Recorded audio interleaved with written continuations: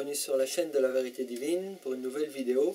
Aujourd'hui, je vais vous parler du sujet fascinant du processus de l'incarnation.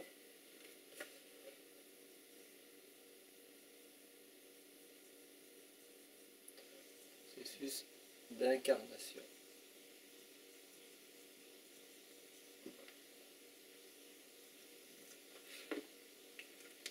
Alors le processus d'incarnation, c'est un processus que chacun de nous, ici sur Terre, a vécu, mais n'en a pas de mémoire consciente généralement.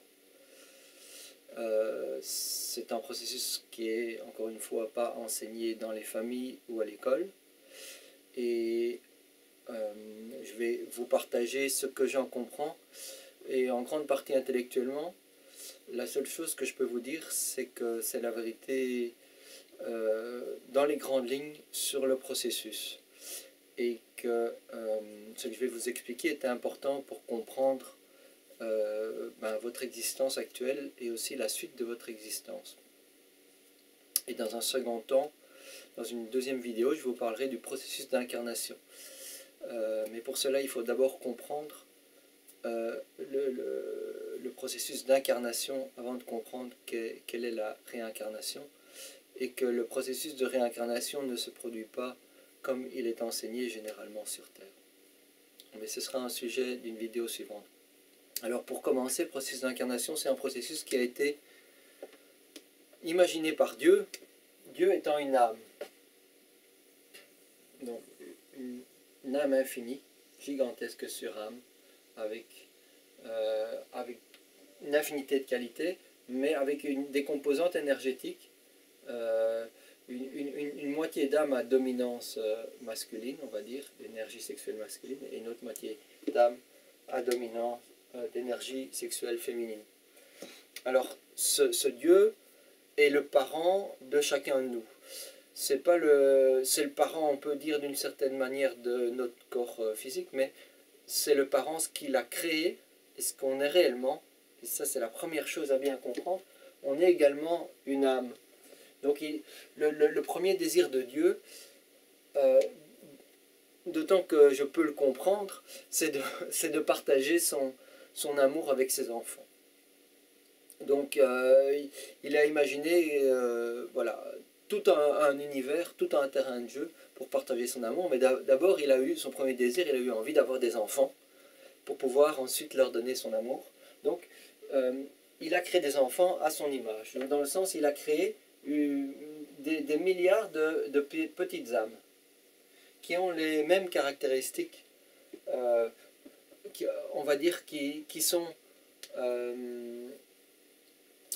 ressemblantes à son âme, à lui, bien qu'elle soit de nature finie. Et donc, chaque âme, il a donné à chaque âme une certaine nature et certaines qualités qu'il a, mais qui sont de nature finie. Et donc, dans chaque âme, il y a également une composante à dominante masculine et une composante à dominante féminine.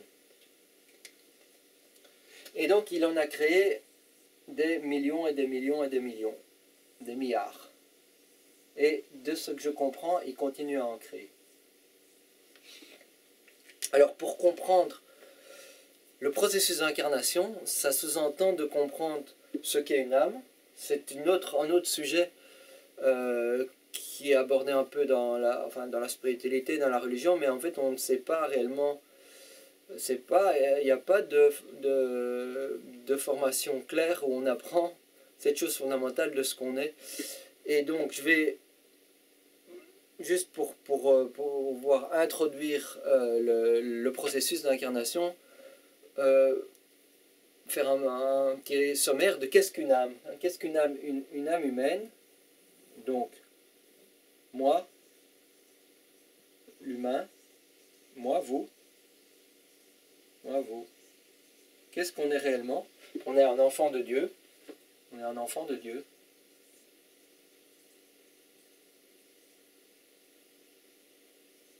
Dans le sens littéral, physique et réel. On est un enfant de Dieu. Et dans notre âme, ce qu'on est réellement, on est des émotions. C'est un conteneur d'émotions. Ce qui est en vie. Donc il y a une énergie de vie qui est infusée par Dieu, mais on est des émotions. On est des désirs. Il y a des désirs. Il y a des aspirations. Ce qu'on veut pour le futur. Il y a des inspirations. Donc on est inspiré par des choses extérieures qui nous inspirent. L'âme, elle emmagasine aussi toutes nos mémoires, les mémoires d'expérience. C'est au niveau de l'âme qu'elle se trouve. L'âme aussi, elle est infuse de quelque chose, voilà, d'un nom qui est bien connu sur Terre, mais peut-être pas la compréhension de ce que c'est le libre arbitre. L'âme, Dieu a donné le cadeau du libre arbitre à l'âme. C'est-à-dire que l'âme peut faire des choix personnels. Des choix personnels. Elle est libre. Donc elle a le libre arbitre. Ça fait aussi partie de l'âme. Donc voilà la véritable partie de nous que Dieu a créée à son image. Et donc au départ, quand Dieu crée les âmes, eh bien, ce sont des âmes qui ont un potentiel de vivre des expériences, mais elles n'ont encore vécu aucune expérience. Donc c'est des âmes elles habitent un lieu de l'univers qui s'appelle l'univers des âmes, donc un autre univers multidimensionnel, si vous voulez, qui n'est pas physique, mais qui est émotionnel en nature. Elles habitent ce lieu-là et elles ont une connexion avec Dieu, mais elles n'ont pas conscience de qui elles sont encore. Elles n'ont pas encore vécu d'expérience, elles n'ont pas de mémoire. Elles ont juste un potentiel, elles ont des qualités, une nature particulière que Dieu a conçue. Mais elles doivent attendre de connaître l'incarnation pour commencer un processus de découverte de qui elles sont. C'est ce dont je vais vous parler. Ok, alors, j'espère que c'est clair jusqu'à maintenant, mais vous pouvez m'envoyer des questions si vous avez des questions. Alors, avant de vous décrire juste le processus d'incarnation en lui-même, il y a une chose importante à vous dire au sujet de tous les âmes que Dieu a créées. Parce qu'il y a des âmes qui ont au niveau un équilibre, une balance au niveau de l'énergie masculine et féminine dans les deux parties de l'âme. Donc si on représente une courbe ici avec la fréquence d'existence ou le nombre d'âmes créées, nombre d'âmes, et ici on va dire ici c'est des âmes qui ont un équilibre masculin-féminin. Ici, ce sont des âmes créées où la nature globale de l'âme, elle est plutôt masculine. Et ici, ce sont des âmes créées où la nature globale de l'âme, elle a une somme totale d'énergie plus féminine que masculine.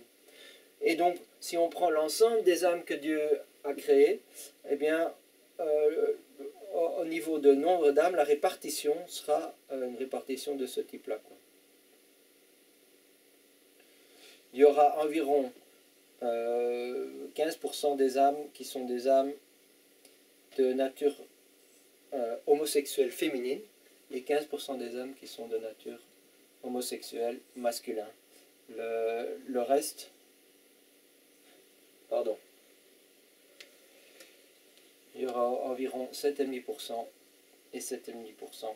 Donc 15% des âmes sont des âmes de nature homosexuelle. Pour autant, en tout cas c'est le chiffre que j'ai entendu de Jésus. Et donc, la majorité des âmes, donc environ 85% des âmes, sont des âmes où les qualités masculines et féminines sont équilibrées dans l'âme. Donc il y a une partie de l'âme qui est à dominance féminine, une partie à dominance masculine, mais la somme totale, elle est équilibrée donc dans 85% des cas, et elle est à dominance masculine dans 7 à 10% des cas, et à dominance féminine dans 7 à 10% des cas. Voilà, Ça c'est important de comprendre que Dieu crée des possibilités, toute une variante de possibilités au niveau de l'énergie sexuelle et des qualités des âmes de ses enfants. Alors qu'est-ce qui se passe dans le processus de l'incarnation? Eh bien, il y a deux parents qui décident. Donc, je vais représenter une âme, disons, qui est à dominance équilibrée masculine et féminine. Donc, une âme, elle a donc, si je représente séparément la partie masculine dans l'univers des âmes, elles sont ensemble. Je prends, et la partie féminine.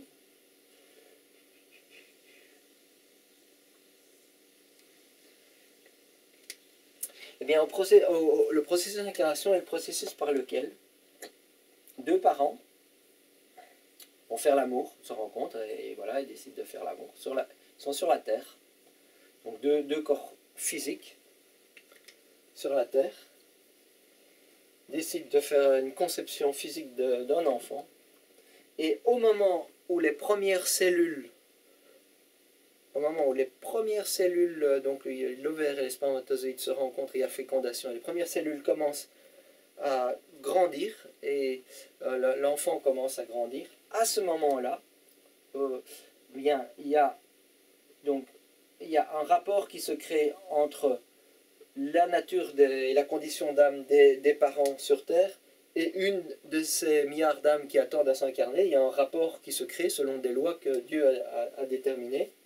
Et donc la meilleure âme possible par rapport à l'âme des parents va venir se connecter. Et donc les parents vont co-créer, selon les lois qui sont évidemment qui ont été mises au point par Dieu, mais vont co-créer, par le fait de faire l'amour, vont co-créer deux corps physiques en fait. Ils vont créer un corps, donc si c'est la partie masculine qui vient se connecter, il va venir se connecter à un petit corps de nature spirituelle, masculin, donc d'un petit garçon. Il y a une connexion énergétique qui va se faire à un corps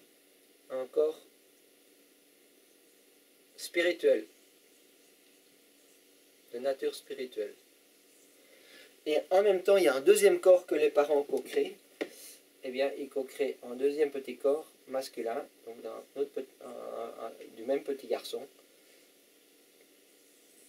qui est un corps matériel. C'est le corps physique qu'on a ici sur Terre. Matériel. Et donc, il y a un lien énergétique qui existe entre l'âme, la partie masculine, le corps spirituel et le corps matériel. À partir de cet instant de la conception, la partie masculine de l'âme commence à vivre les expériences de qui elle est.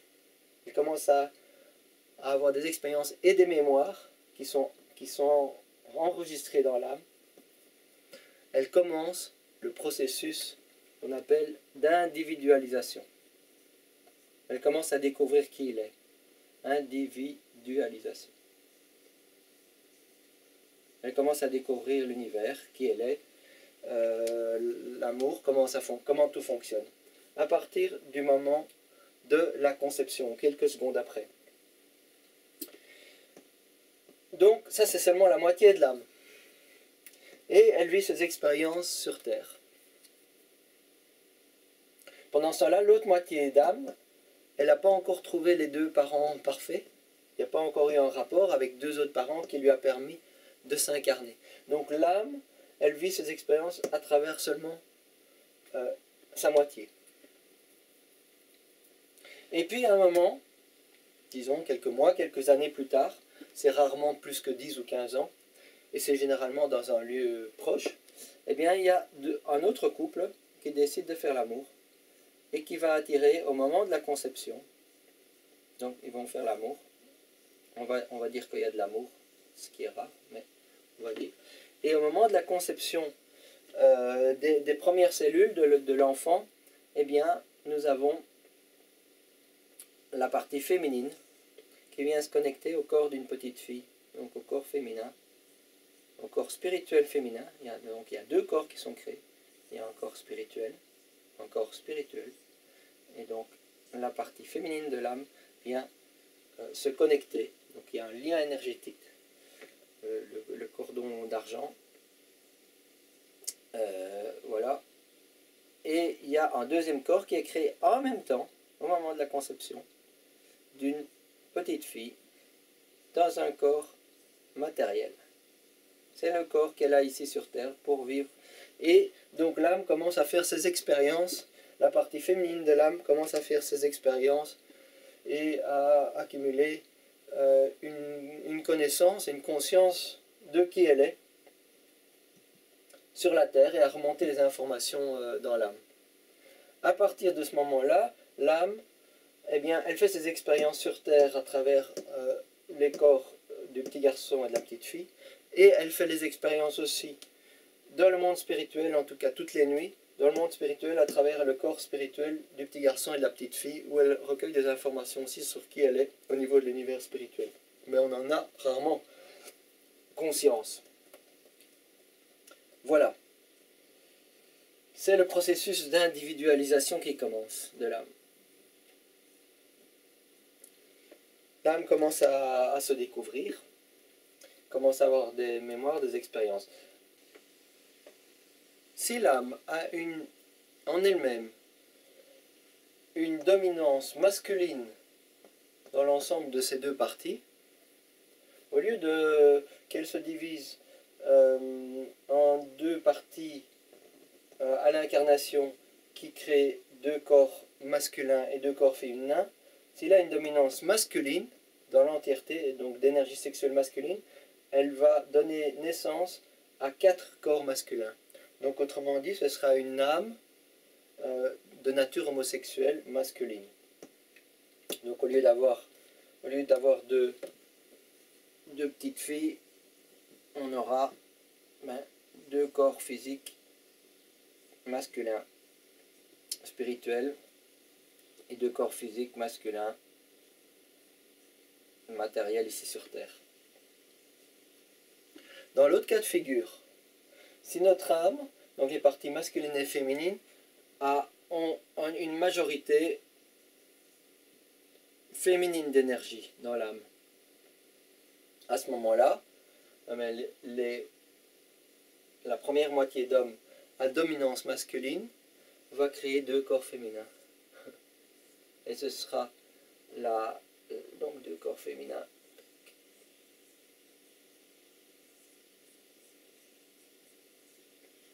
Et la partie à dominance féminine va donner lieu à la création de deux corps féminins également. Donc on aura une âme homosexuelle féminine.